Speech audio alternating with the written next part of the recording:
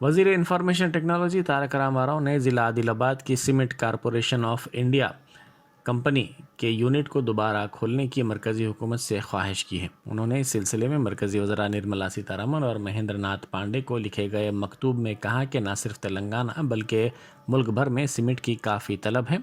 मुल्क में खानगी सीमेंट कंपनियां काफ़ी मुनाफे में चल रही हैं। सीसीआई कंपनी के इस यूनिट को दोबारा बहाल करने के सिलसिले में रियासती हुकूमत हर तरह का ताउन फराहम करने तैयार है। इस कंपनी के दोबारा खुल जाने पर तरगीबात और सहूलियात फराहम की जाएंगी। इस मसले को मरकज़ी वज़रा से मुलाकात के मौके पर भी उठाया गया है, ताहम इस खुसूस में हनूज़ कोई रद्द अमल सामने नहीं आया है। उन्होंने मज़ीद कहा कि TSI पास के ज़रिए सरमायाकारों को राग़िब करने की कोशिश की जा रही है। उन्होंने ज़ोर देते हुए कहा कि आदिलाबाद में इस यूनिट को दोबारा खोलने के बेशतर मुस्बत पहलू और मौक़े हैं। तेलंगाना में 15 से 18 बरस की उम्र के अफराद को कोरोना टीका देने के लिए रजिस्ट्रेशन का गुज़िश्ता रोज़ से आगाज़ किया गया। कोविन वेबसाइट में 15 से 18 बरस की उम्र के ग्रुप के अफराद का रजिस्ट्रेशन जारी है, ताहम बच्चों को दिए जाने वाले टीकों के मराकज़ की तफसीलात महकमा सेहत व तिबाबत की वेबसाइट पर दर्ज की जा रही है। अहदेदारों ने बताया कि ग्रेटर हैदराबाद में 12 सरकारी दवाखानों और 16 खानगी दवाखानों में टीके दस्तियाब हैं। सरकारी दवाखानों में मुफ्त टीके दिए जाएंगे, जबकि खानगी दवाखानों में 1400 रुपये फ़ी टीका वसूल किया जा रहा है। शहर हैदराबाद की मशहूर कुल हिंद सनती नुमाइश जारी है, जिसका गुज़िश्ता शाम गवर्नर डॉक्टर तमिलिसाई सौंदरराजन ने इफ्तिताह किया था। 46 दिनों तक जारी रहने वाली इस नुमाइश में तकरीबन 1500 स्टॉल्स लगाए जाएंगे। इस नुमाइश के दूसरे दिन आने वाले अफराद ने मायूसी का इजहार करते हुए कहा कि अब तक नुमाइश में 24% स्टॉल्स भी नहीं लगाए गए हैं। उन्होंने तवक्को जाहिर की कि आइंदा 4 दिनों के बाद स्टॉल्स की तादाद में बतदरीज इजाफा होगा। नुमाइश में तमाम के लिए मास्क को लाजमी करार दिया गया और समाजी फासले को यकीनी बनाया जा रहा है।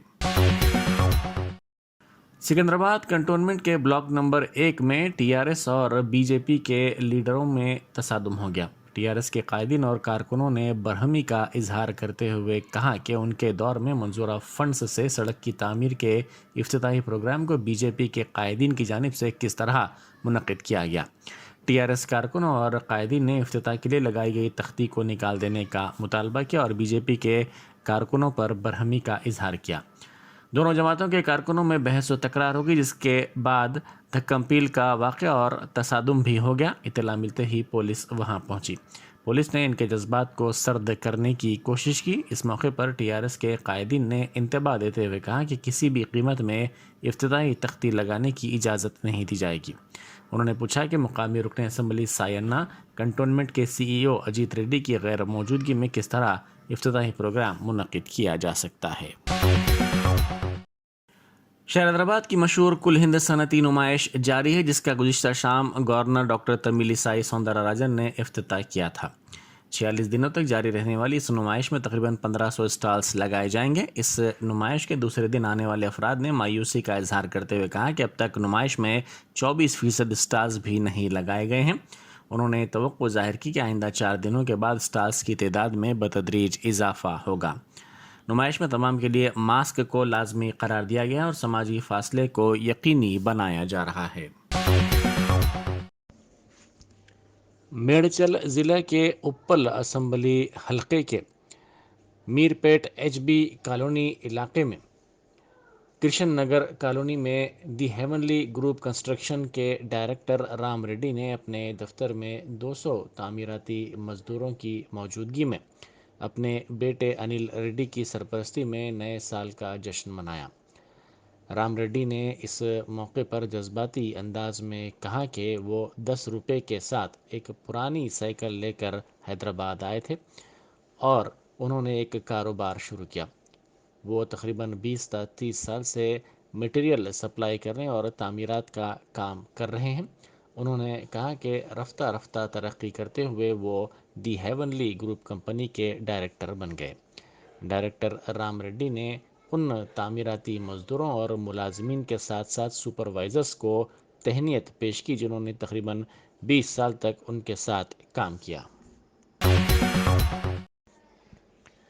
TRS याकूतपुरा इंचार्ज सपना सुंदर रेड्डी, साबिक कारपोरेटर آئی ایس صدر نے آج چار مینار کے مجلسی رکن اسمبلی ممتاز احمد خان سے ملاقات کرتے ہوئے انہیں تہنیت پیش کی اور نیک تمناؤں کا اظہار کیا۔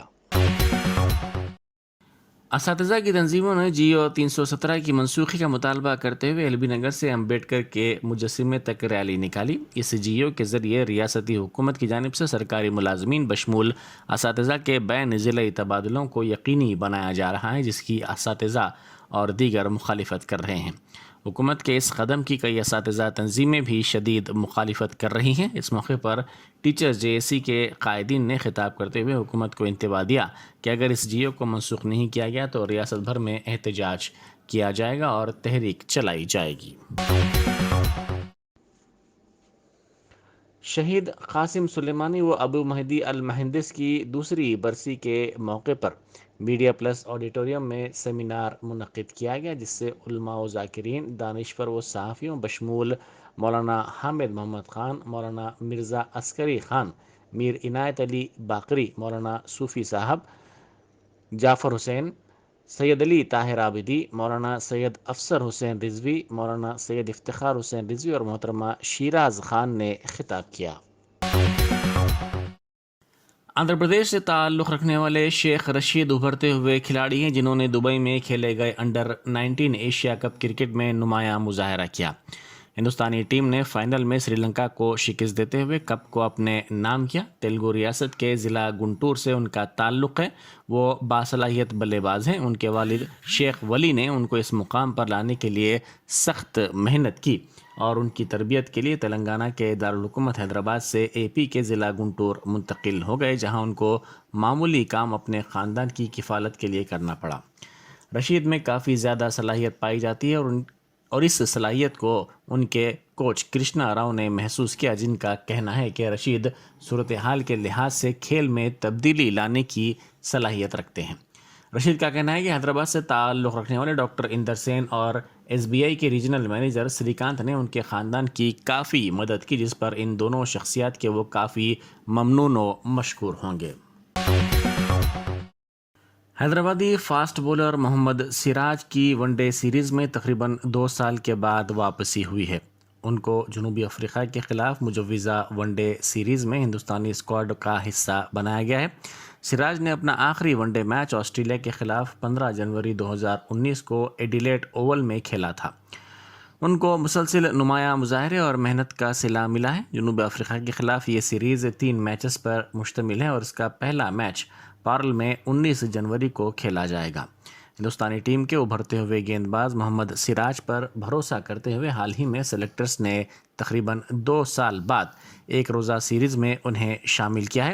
سراج مسلسل اپنے کھیل میں نکھار لا رہے ہیں اور انہوں نے سنچریون میں جنوبی افریقہ کے خلاف کھیلے گئے ٹیسٹ سیریز کے پہلے میچ میں بتدریج بہتر مظاہرہ کرتے ہوئے اہم وکٹس حاصل کیے۔ سراج وراٹ کوہلی کے بااعتماد ساتھی سمجھے جاتے ہیں، جن کو ایشانت شرما کی جگہ ٹیم میں شامل کیا گیا تھا اور وہ کوہلی کی امیدوں پر پورا اترنے میں کامیاب رہے اور ان کو مایوس نہیں کیا۔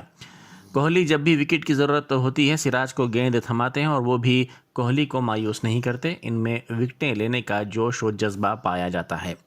حالیہ دنوں کے دوران ان کا فٹنس بھی کافی اچھا رہا ہے۔ انہوں نے آسٹریلیا، انگلینڈ اور جنوبی افریقہ میں اچھے کھیل کا مظاہرہ کیا۔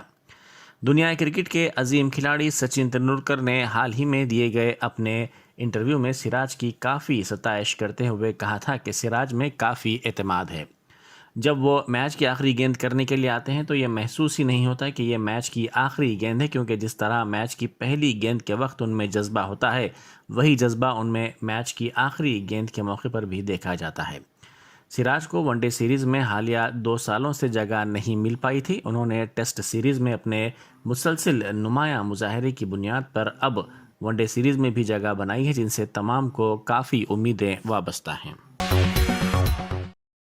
Y S R Telangana party کی صدر وائی ایس شرمیلا کسانوں کی حمایت میں دوسرے مرحلے کی یاترا کے لیے تیار ہیں۔ اس ماہ کی 4 تاریخ کو ضلع ورنگل سے ان کی یاترا کا آغاز ہوگا، جو اس ماہ کی 9 تاریخ تک جاری رہے گی۔ وہ خودکشی کرنے والے کسانوں کے خاندانوں سے یاترا کے دوران ملاقات کرتے ہوئے ان کو پرسہ دیں گی۔ 19 دسمبر کو انہوں نے پہلے دور کی یاترا کا آغاز کیا تھا اور 22 تاریخ کو اس یاترا کو جاری رکھا تھا۔ دوسرے مرحلے کی یاترا کے دوران میدک، کریم نگر، نظام آباد، عادل آباد میں خودکشی کرنے والے کسانوں کے خاندانوں سے ان کی ملاقات ہوگی۔